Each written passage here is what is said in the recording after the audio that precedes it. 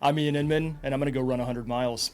I mean, I spent the past 3 years incredibly sick. I'm talking enough to get me medically separated, completely retired from the Army after 10 years of service. And don't get me wrong, I was going for the full 20 years. I absolutely loved my Army experience. I would do it all over again. It was the most fun I ever had. It was with some of the best people I've ever met. And it was a job that is almost irreplaceable. And so when I got the news that I was going to be getting medically separated, I mean, it broke me. It really, I fought it. The day that they told me that, hey, you're never going to run again, you're never going to get to be outdoors again, you're never going to enjoy normal life again, you might as well go get a job at the VA because that's all you're going to amount to. I mean, these are real things that the doctors were telling me. And I just remember at that time, I just kind of sat there in the chair, in the medical chair, just kind of like, okay, well, don't speak that over me, but I appreciate you for your assessment. And they were like, what do you mean our assessment? We are telling you that you will never run again and that you will never enjoy normal life. And they're going through all of this with me. And I was like, I hear you.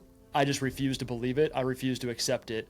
And so that night, I actually went home and I went and did the David Goggins 4x4x48 ultra marathon and put me back in the hospital. So they saw me about 24 hours later. And that was the moment where I realized, like, okay, I'm going to have to do this the smart way. That showed me my body was still capable of moving those distances.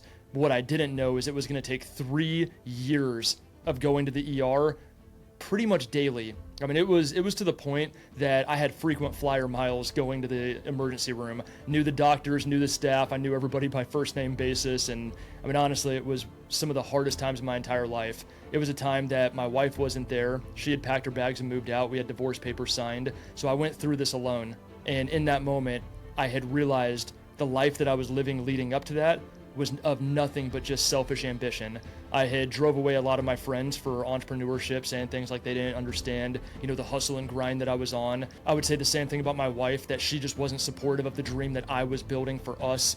It wasn't for us, really, it was for me. And I had made a lot of money, and that money corrupted me, and I just had a big downfall. And it was one of those things where when I finally achieved what I set out for, which was finances, I realized that there was nothing but there was a total wake of destruction behind me. And so for me, it was one of those where I was like, naturally, now I'm sitting in this hospital room and I'm staring out the window and I'm pleading with God. I'm like, God, please give me my health back. To a same God that I didn't believe in. I'm just like, I'm begging to anybody in the universe, any God that will listen. I'm like, please give me my health back. And that ended up leading into where I gave my life to Christ, and then from there, my life just started to come back on track. It was one where I got my health back, I got my marriage back, we burned the divorce papers, and it took about another year for me to be able to really reclaim my life. And then I was sitting there, and for me, it was one of those where it was like, what's next? I had lost my identity from the military. I didn't know what was going to be next. I had all these options. I've got a GI Bill, great, I can go back to school. I don't want to go to school.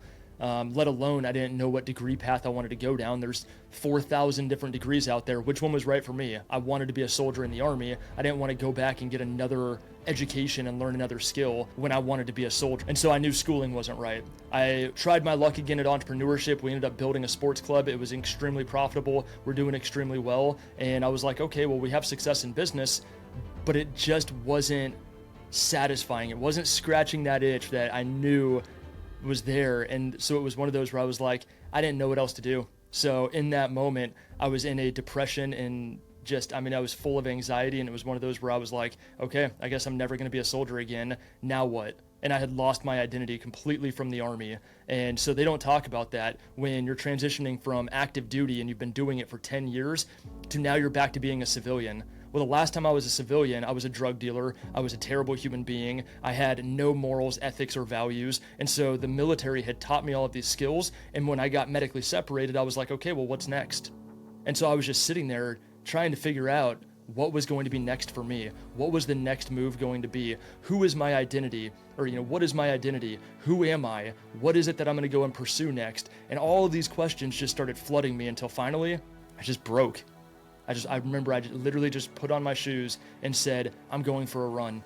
I'm sitting in this room right now, and obviously it looked a lot different back then, but I'm sitting in this room and I was like, I can't just sit here. I can't just let life beat me down. I can't just accept this as my reality. And so what I did is I just started running, and I could only run a quarter mile at a time. Me and my friend Ashley, her and I would go out, we would run a quarter of a mile, and then I'd have to rush back to the truck, and I'd be like, okay, take my inhaler. Do I need my EpiPen right now? No? Okay, great.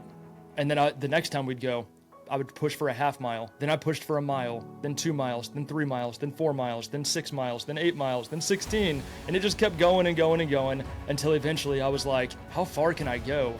And here's what I've learned from it is that if you're anxious, go lift. If you're depressed, go run. And that has been one of the things for me where anytime that I feel anxiety coming on or the pressure of what is my identity outside of the military, who am I now, any of these big life questions, I'm like, dude, chill out. Learn how to be present.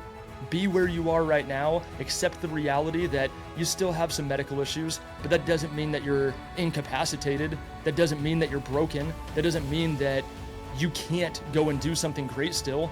So do what you can within your means. And for me, it was just pushing the boundaries on fitness and on health, because ironically, the more that I focused on my health and the more that I focused on my nutrition, making sure I had nothing but clean and pure food, the more that I focused on going out and actually every single day, rain, shine, snow, ice, doesn't matter. I'm going out and I'm getting a run in, I'm getting a ruck march in, I'm getting a lift in, I'm focusing on my health. Something incredible happened. I started making more money. So as I increased my health, my wealth was increasing. My confidence started to increase. Opportunities with great companies like Blokes came along and they said, hey man, you look like you're at 80%. Let us help you get to that extra 100. And so it was like all of this had to build up, but it all started with the simple action of I just had to take the first step and start with where I could and where I was at, which was a quarter mile.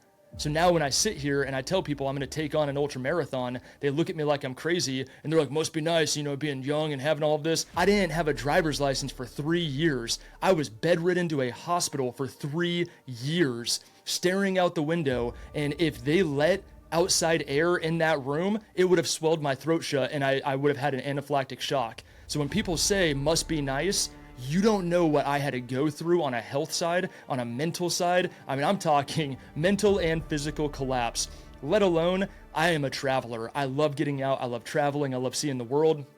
I have moved every 3 years since I was 5. And so then being trapped and losing my driver's license as a 30-year-old, I'm sitting here like, I can't even go travel. I can't explore. I can't get out of this hellhole of a bubble that I'm in right now. And so it forced me to overcome all of the mental pressure, all of the traumas, all the anxiety, the depression, the limiting beliefs, all of those negative ideologies that I started agreeing with. I had to let all of those go. And so being stuck here was actually the best thing that could have happened. Losing my health was the best thing that could have happened to me because it forced me to get my life back on track, to face my demons head on and say, you will not control me. You will not tell me what I'm capable of. My God is greater than you and I know what I can do. Watch this. And it just kept going day after day after day where I would say, give me the strength. Lord, here I am, send me, give me the strength, give me the strength. And day after day, I would continue to PR, continue to PR, continue to PR until eventually it just became the norm and my health stopped having issues. And so it's one of those where this journey that I'm about to take on, this YouTube series, this ultra marathon series, this me trying to become a professional athlete after the military when they told me I'd never, run again, never be able to be outdoors, never enjoy normal life. This is about so much more than just self-ambition and fulfillment. This is about showing other veterans not to allow the VA to speak that over you. This is about showing other people who don't have health to go out there and still do what you can do with the limitations that you have. Don't allow them to stop you from living your life. You might have to adjust your life a little bit, but don't allow those limitations to define you. And for those of you who have health, this is a shout out to you to show you what it's going to look like if you keep neglecting your health. If you take it for granted like I did, you will lose it. And one day you'll be staring out that hospital window and you're going to be praying to God saying, please give it back to me. So there's so much more deeply and rooted in this where I want to educate, I want to inspire, I want to motivate. I want this to be a chapter of my life where it's not about just me. It's about the impact that we're making as a community and what we're doing together. And so I want to give a special shout out to Hunter 7 Foundation, special shout out to Blokes, and a special shout out to Alpha Elite Performance. You three were the first to believe in me. You three were the first ones to give me any type of a help, of handouts, of just being there for me when no one else was. And now that I've got my health back, I'm really excited to see where we go and what we do together and the lives that we change.